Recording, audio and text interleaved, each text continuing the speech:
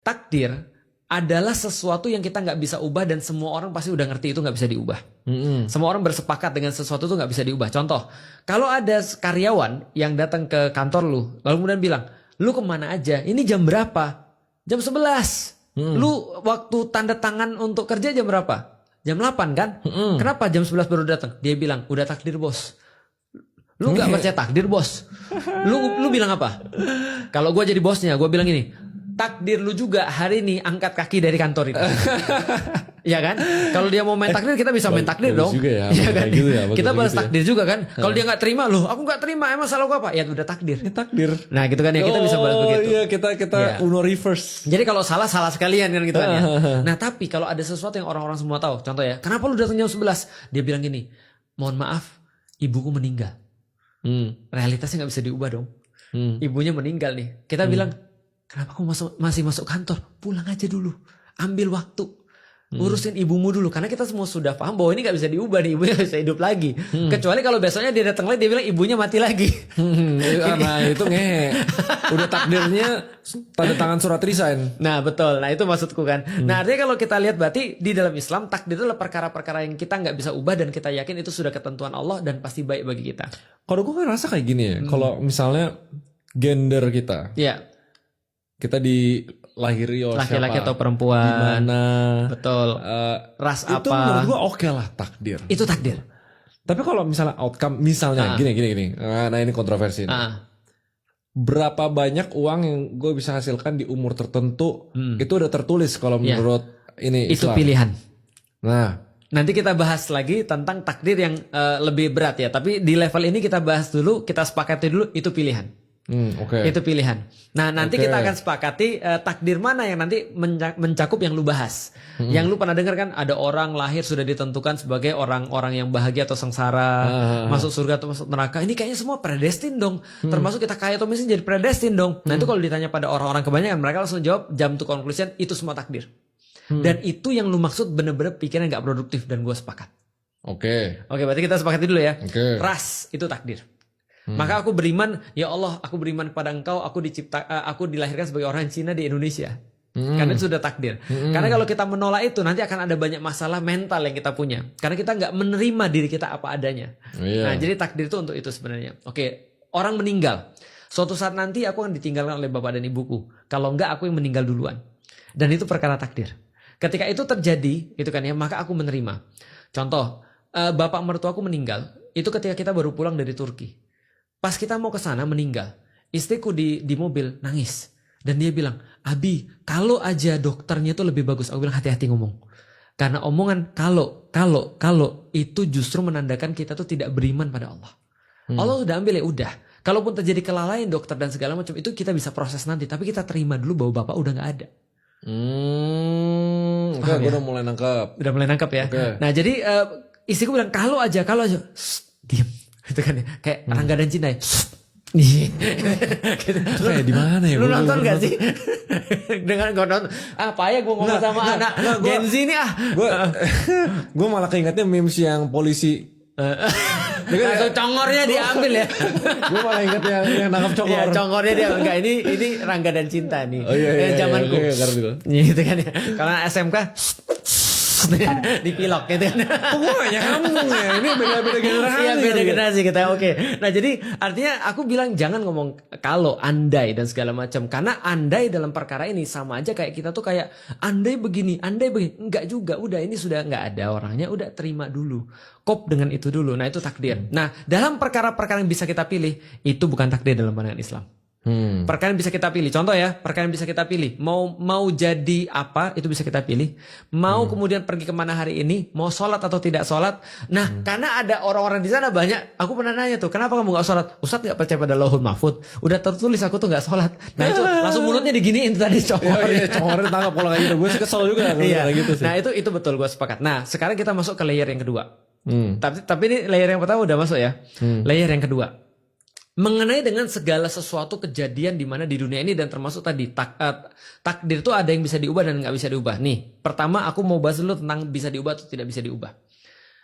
Gini, aku mau ngambil ini. Ada yang lebih kecil nggak sih? Ada pena nggak? Nah itu aja tuh inhaler ada di sana. Ini pena nih. Aku pegang pena ini di tangan mana? Tangan kanan. Kalau aku pegang pena ini di tangan kiri, maka lu bisa jelas melihat perubahannya. Karena tadinya di kanan, sekarang di kiri. Oke, kalau gini gimana? Ini gue pegang pena di tangan mana nih? Lu nggak tahu. Nggak tahu. Dan gue bilang sekarang gue udah pindahin penanya. Ini pindah kemana? Nggak tahu juga. Berarti kita nggak akan bisa mengatakan sesuatu berubah kalau kita nggak tahu apa-apa. Nah, takdir itu kita benar-benar nggak tahu. Lauhul mahfud kita nggak pernah lihat. Takdir Allah kita nggak pernah tahu. Jadi kita mengatakan, contoh ya, ada hadis yang mengatakan gini. Siapa yang memperbanyak silaturahim maka umurnya diperpanjang. Itu ada hadisnya tuh. Tiba-tiba ada seorang kakek-kakek mati umur 100 tahun. Lalu kemudian cucunya bilang begini, kalau ini karena beliau suka silaturahim. Kalau nggak silaturahim mungkin dia 70. Itu sok tahu namanya. Karena we never know. Dia ditakdirkan berapa dan meninggalnya berapa setelah dia silaturahim. Maka perkara-perkara yang kita nggak tahu ini kita nggak bahas. Berarti simpelnya gini, kalau orang yang bilang, oh itu udah takdirnya gue, berarti dia ngelangkahin Allah. Karena dia sok tahu. Pembahasan kita selesai nih. Bener kan? Harusnya gitu kan? Lu udah kesimpulan itu. Oh, gue itu kesimpulan. Itu kesimpulan. Orang yang bilang ini takdir, dia ngelangkahin Allah berarti. Benar. Iya, ada kan? orang bilang ini takdir saya, berarti dia sudah playing gods. Iya. Ini playing God, betul. Ini terjadi. Nah itu kesimpulannya. Tapi sebelum kesimpulannya, gue jadi nggak muter nih. Gitu. jadi gini, ketika kemudian kita nggak tahu itu berubah. Maka sebenarnya kita nggak bisa bilang itu berubah. Berarti ada orang bilang takdir ada, misalnya ada ulama bilang, walaupun ini cara mereka untuk menyederhanakan ya. Ada ulama bilang bahwa ada takdir itu ada yang bisa diubah dan nggak bisa diubah misalnya. Nah kita tahu mana yang bisa diubah, orang kita nggak tahu semuanya. Gitu maksudnya. Nah contoh kayak gini bisa, ini gara-gara aku begini, lantas aku ini lagi berubah takdir. Who knows? Jangan-jangan kamu memang ditakdirkan begitu. Contoh misalnya gini, ada orang tinggal di Jakarta, tiba-tiba dia pindah ke Bogor kayak aku.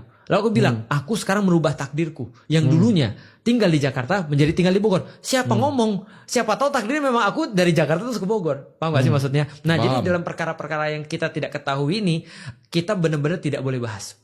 Benar. Nah itu Islam tuh. Jadi sesederhana itu. Simpelnya gini, kalau gua rekap ya. Ini ada masa depan, ini ada masa lalu. Gitu loh. Apapun yang terjadi di masa lalu.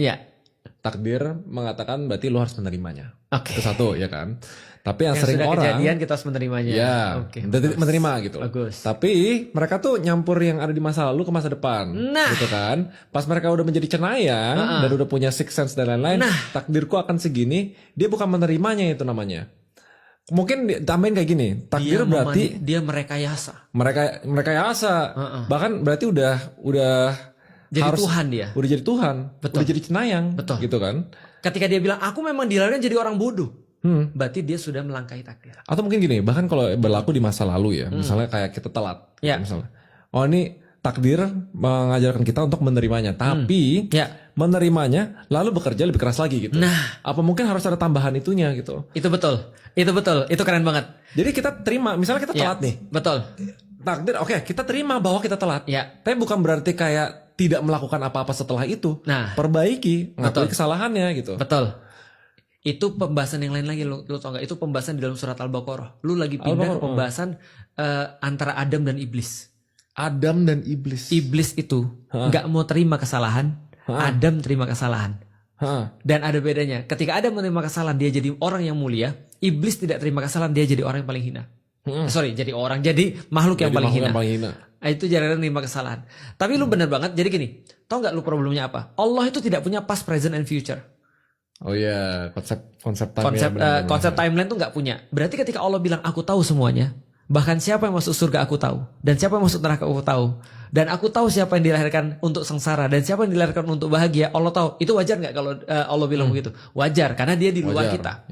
Tapi ketika kita mau playing gods, jadi seolah kita bilang, oh kalau gitu Allah sudah tahu dong kita masuk neraka, ngapain kita ibadah? Nah, itu ketika itu dia jadi playing gods. Iya. Padahal pengetahuannya Allah itu tidak berarti memaksa manusia. Gua masuk ke level selanjutnya kalau gitu, karena level kedua terlalu mudah bagi lu. Gua masuk level ketiga. Ini agak berat nih. Tapi aku yakin lu bisa. Nih. Coba. Rasul pernah bilang pada para sahabat, tidak dilahirkan anak Adam. Jadi ketika 40 hari ditiupkanlah ruh ke dalam tubuh ibunya itu, lalu kemudian ketika ditiupkan ruh itu ditentukanlah bagi dia seperti apa kemudian kehidupannya, dia jadi orang sengsara atau jadi orang yang bahagia, dalam bahasa kita kaya atau miskin, lalu kemudian ditentukan dia masuk neraka atau masuk surga. Semua sudah ditentukan.